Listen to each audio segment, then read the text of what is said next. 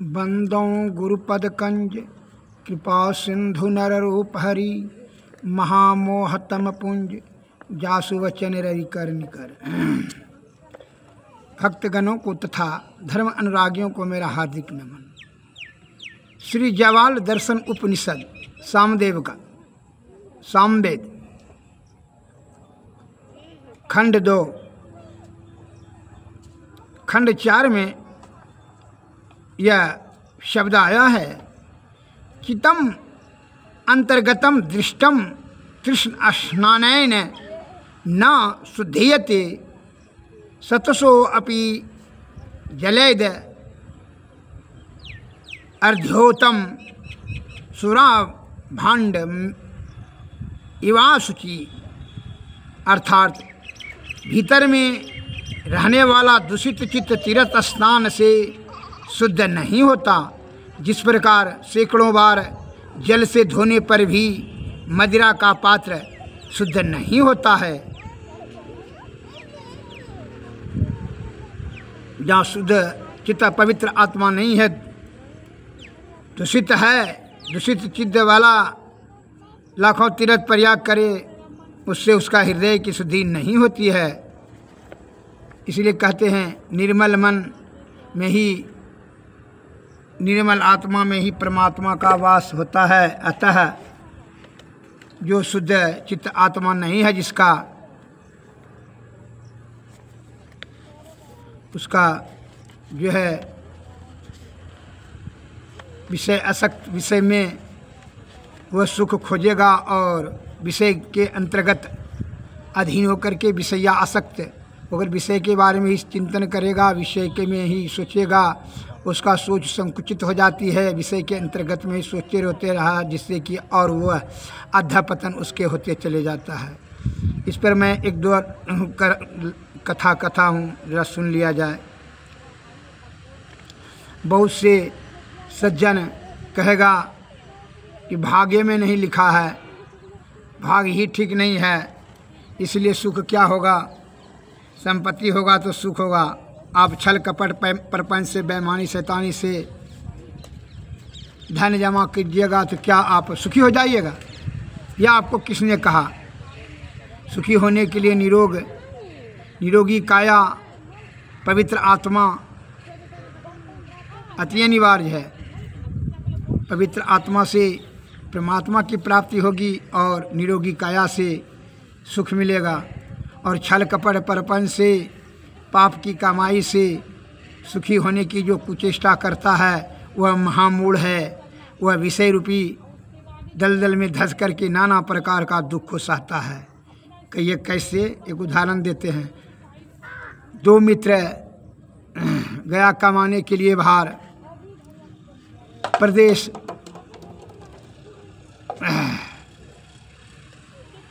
बड़ा लंगोटिया साथी था। वह जो है 8-10 बरस वहाँ कमाया, 1 लाख रुपया कमाया। बहुत प्राचीन बात की, काल की समय की बात है। 1 लाख रुपया कमाया, सोना का सिक्का, चांदी का सिक्का, तांबा का सिक्का इत्यादि जो है। दोनों ने विचार वहाँ किया कि मित्र, हाँ दोस्त, अब जो है चलिए गाँव में है जगह जमीन कुछ ले करके शादी ब्याह करके अपने परिवार के साथ में वहीं जीवन यापन करेंगे, खेती मजदूरी करेंगे। हाँ ठीक है। दोनों ने विचार विमर्श करके चला। वह रास्ते में आ रहा था तो एक मित्र को रात में वह जो है ट्रेन पर भी, गर्मी का दिन था, वो हवा खाने के लिए मुंह पर गेट पर खड़ा था। दूसरा मित्र ने उसको धकेल दिया। उसके मन में लालच हो गया कि अगर यदि यह मर जाएगा तो जो है 1 लाख रुपया हमरे हो जाएगा, इसमें उसे 2 बंटवारा करना होगा, 85,000 हमारा होगा। ऐसा मन में पाप, लोभस्य पापस्य कारणम, लोभ पाप का कारण है। उसके मन में यह पाप हो गया। दूषित आत्मा मन से उसने बड़ा जघन्य अपराध कर लिया। वह मित्र का ट्रेन पर से धक्का दे करके उसका हत्या कर दिया। और वहाँ यहाँ आकर के पैसा अपने घर में रख दिया धन, और जा कर के अपने मित्र के यहाँ जा कर के उसके परिवार को बोला कि देखिए ना, दोस्त तो हमसे साल भर पहले से ही अलग जगह में काम कर रहा था, वो सुने कि जो है किसी तरह जा रहा था तो एक्सीडेंट, अचानक दुर्घटना होकर करके बस में चपा करके मर गया, और जो है उसको फेंक दिया लाश डोमा ने वहीं।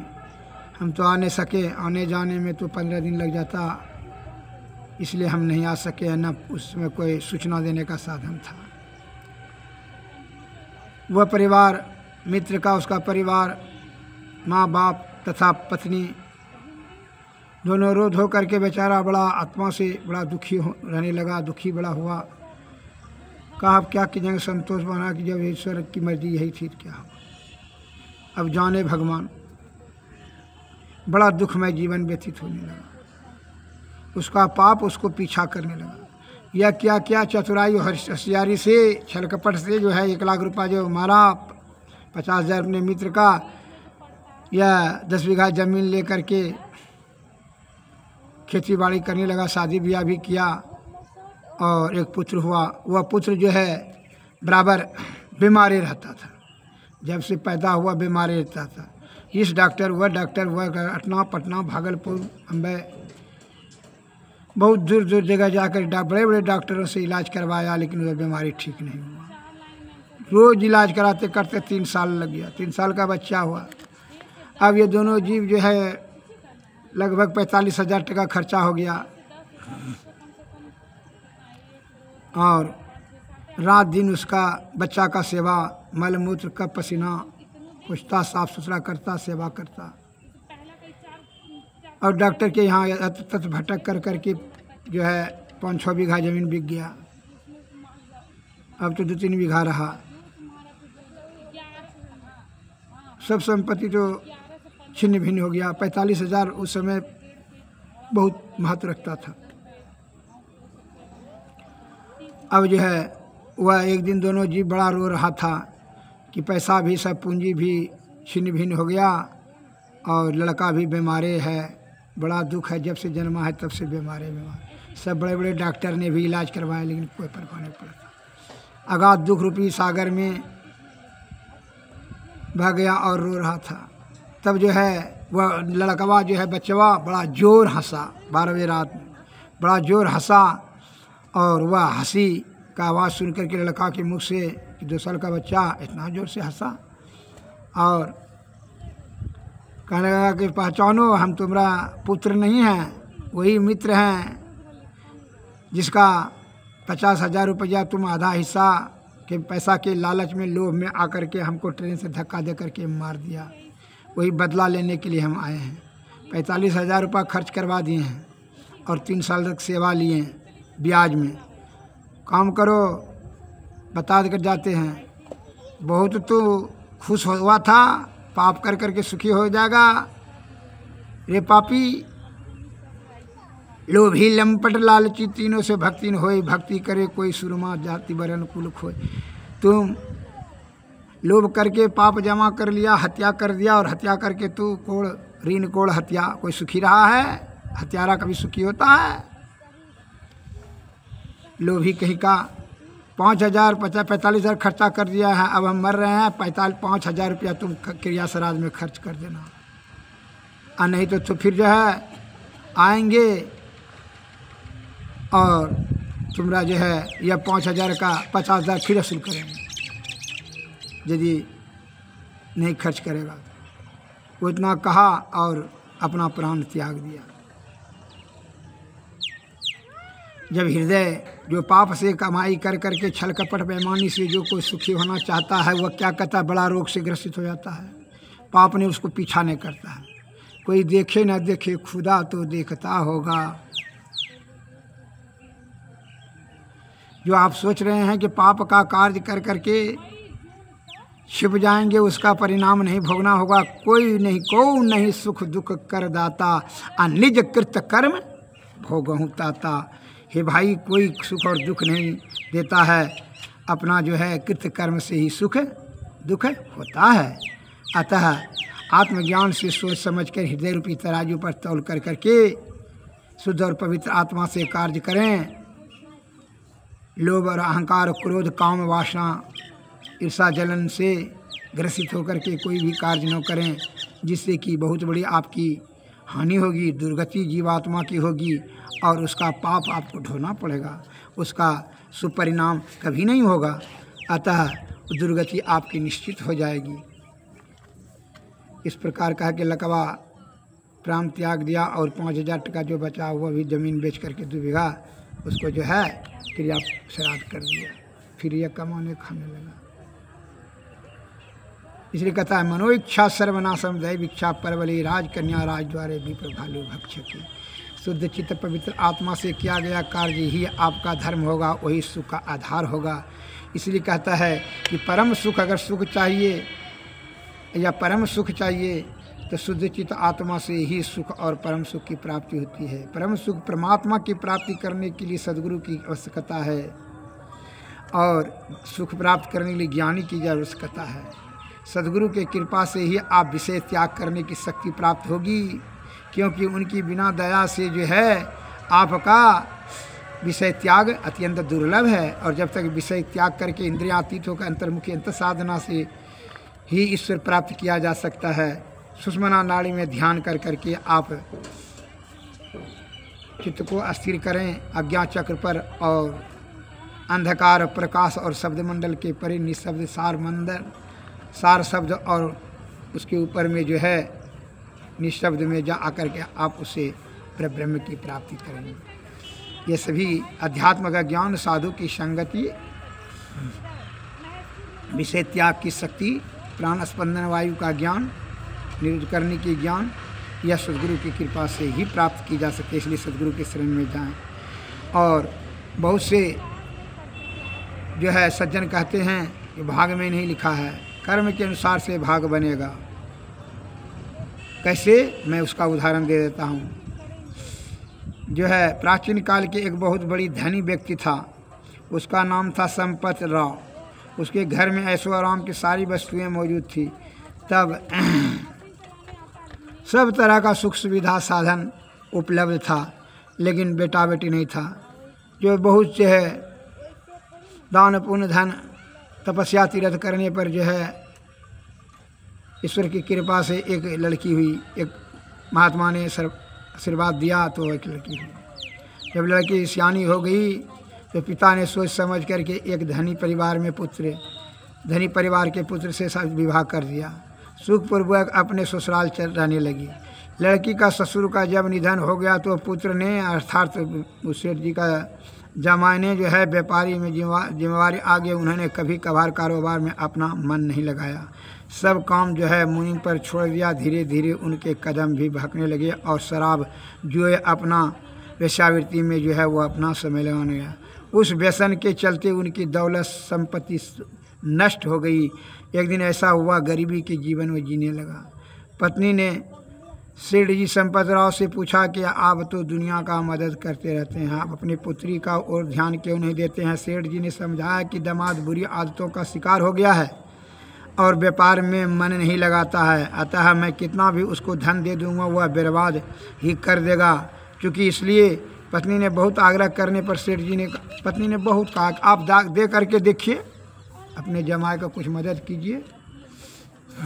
अगर उसका आदत खराब हो गया है, जुआ शराब पीने का दुर्व्यसन आदत हो गया है, नहीं सुखी नहीं हो सकेगा जब तक कि को नहीं सुख दुख कर दाता अनिज कृत कर्म भोगहु ताता। वह जो है अपना कृत कर्म से ही सुख दुख होता है। उसका कृत कर्म जो है बड़ा दुर्व्यसन होकर के बड़ा नीच प्रवृत्ति का विचार हो गया है।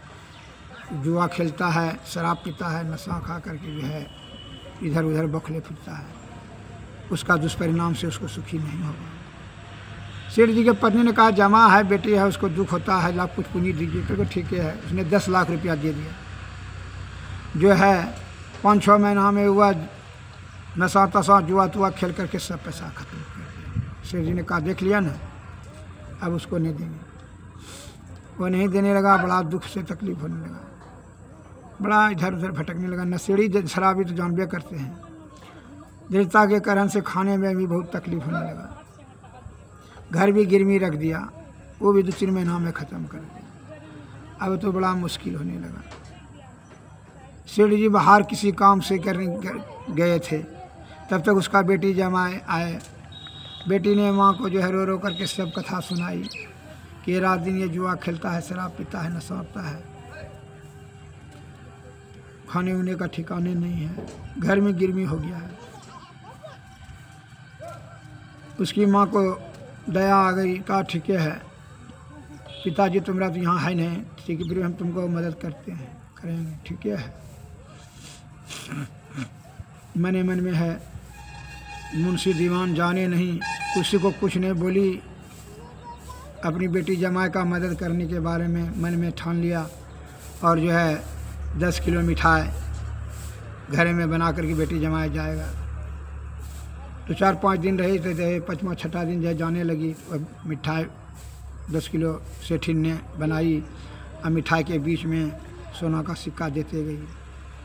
2 किलो 3 किलो का ही सोना का सिक्का जो है उस मिठाई के बीच में दे करके बना दिया और वही मिठाई जो है डलिया में सेठान ने दे दिया। बेटी जमाई को कहा ले जा। रास्ते में दोनों पति पत्नी जाने लगे। रास्ते में सोचा गया इतना मिठाई 10 किलो क्या करेंगे, 2 ठो जीव हैं, वो मिठाई इतना खाते हैं क्या। बाजार में गया, वो मिठाई बेच दिया। जो मिठाई बेच दिया, मिठाई का जो सा कीमत था जो है 10 किलो का 100 रुपया किलो से हिसाब से 1000 रुपया उसको दे दिया। मिठाई बेच करके चला गया। लेकिन उसको इस बात का याद नहीं था कि सोना का सिक्का इसमें सब मिठाई में सासू माँ ने सेटिंग कर दिया है। दोनों स्त्री पुत्री को भी नहीं बताया सेठिन ने। वह मिठाई बेच करके पैसा लेके चला गया खुशी खुशी। वह जो है फिर जो है संजोग की बात हुई कि सेठ जी उधर से उसी दिन लौट रहे थे, तो कहा कि जो है 10-15 दिन पर आ रहे हैं घर, तो कुछ जो है मिठाई ले लेना चाहिए घर के लिए। वह जो है 10 किलो मिठाई बोला। उसी दुकान में संजोग से सेठ जी गया। ये कहते हैं भाग वाला का भूता कमाता है। तो कहा 10 किलो मिठाई दे दीजिए। बस वो कहा कि सेठ जी ने कहा ये मिठाई अभी ताज़ा है, बढ़िया बना है, वो ठीक है दे दीजिए। वही मिठाई को वही डलिया में था दे दिया। कीमत दे दिया 1500 टका सेठ जी ने लेकर के आया। अब वह जैसे सेठान ने वो मिठाई डलिया देखा कि कहीं रास्ता में छीन लिया कि वह देखा तो सोना वाला मिठाई, सोना में था उसमें झट से सब मिठाई रख लिया। तो कहा बोली सेठान कि मिठाई कहाँ से खरीदे हैं। कहा वो बाजार में दुकान से खरीदे हैं, क्योंकि ये मिठाई के तो हम बेटी जमाई को दिए थे, इसमें सोना है, देखिए ना सोना दे दिए थे। मुंशी दीवान ने जाने ने आपको जानकारी के बिना तिजोरी से खोल कर दे दिए थे। इसमें 2 किलो था, इसमें सोना सिक्का इसमें भर दिए थे। कहा देखो तुमने उसको दे दिया हमसे छिपा करके, लेकिन वह मिठाई को बेच लिया, उसके भाग में नहीं था। अब फिर हमरे ही भाग में आ गया तो हमने फिर पास चला गया। फिर तो सेठिन को विश्वास हो गई। वो हमेशा सेठ जी कहता कि कर्म से भाग बनता है। जब तक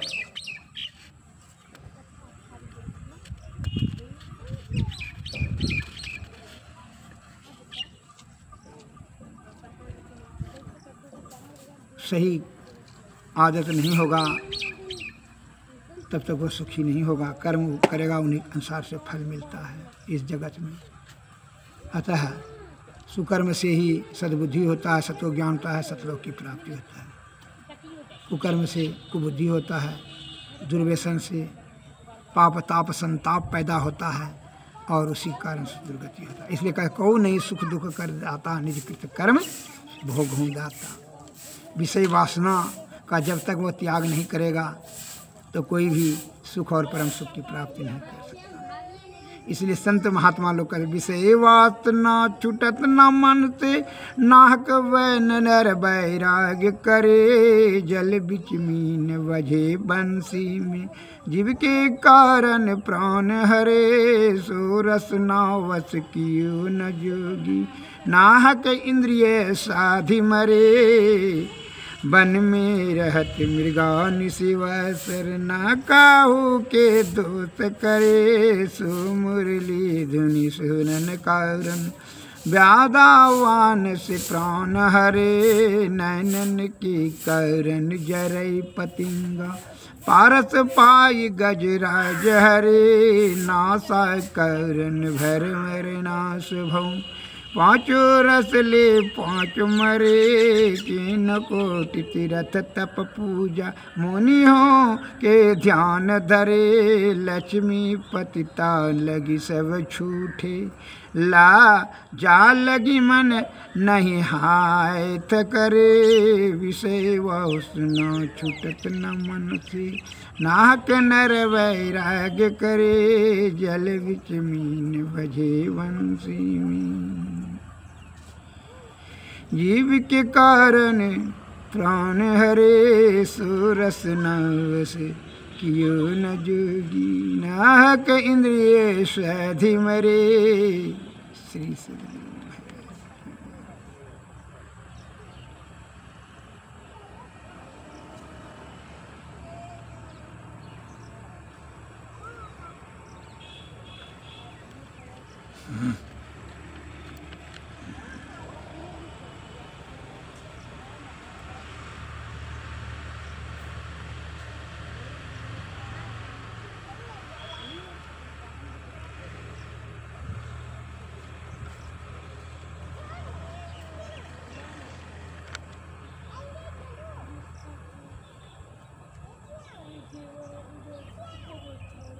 पानी बीच बतासा साधु, तन का यही तमाशा है, मुट्ठी बांध आया बंदा, हाथ पसारे जाता है, ना कछुलाया ना ले जाए, नाहक क्यों पछताता है, जोर कौन खसम है किसका, कैसा तेरा नाता है, पड़ा बेहोश होश कर बंद, विषय लहर में आता है, जो जो बंद तेरी पलक परत है, त्यों त्यों दीन नगी आता है, नेकी बदी तेरी संग चलेगी, और सब झुठवाता है, प्राण तुम्हारे पाहुन बंदे, क्यों रिस ये कुहाता है, पलट उदास बंदगी चूके, बंदा ठोकर खाता है, पानी बीच बतासा तन का यही तमाशा है।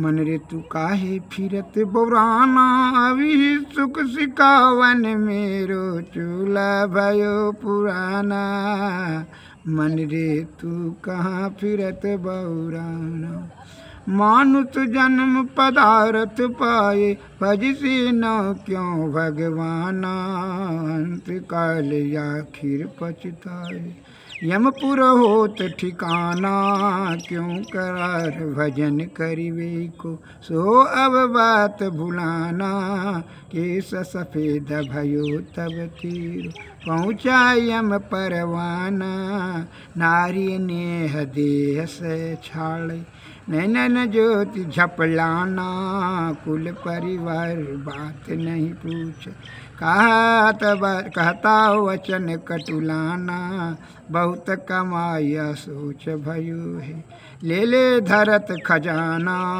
कहत लक्षण नरन राम भजन, माटी मोल बिकाना,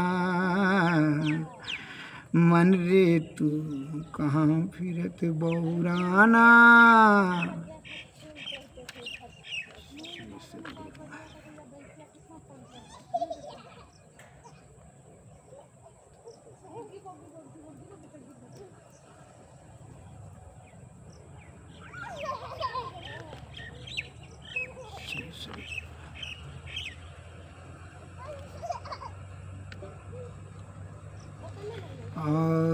आरती तन मंदिर में कीजिए, दृष्टि जुगल कर सन्मुख दीजिए। चमकै बिंदु सूक्ष्म अति उज्ज्वल, ब्रह्म ज्योति अनुपम लख लीजिए। जगमग जगमग रूप ब्रह्मांड, निरखि निरखि ज्योति तेज दीजिए। शब्द सूरत यश सरलता, कई सारस वद लीजिए। ऐसी जुगति कया गढ़ त्यागी, भव भ्रम भेद सकल मल चीजिए। भवखंडन यारति यह निर्मल, करिमें ही अमृत रस पीजिए। आरती तन मंदिर में कीजिए, दृष्टि जुगल कर सन्मुख दीजिए। श्री सद्गुरु महाराज की जय। श्री सद्गुरु महाराज। सद्गुरु नमः। नमस्कार। जय हिंद। नमस्कार।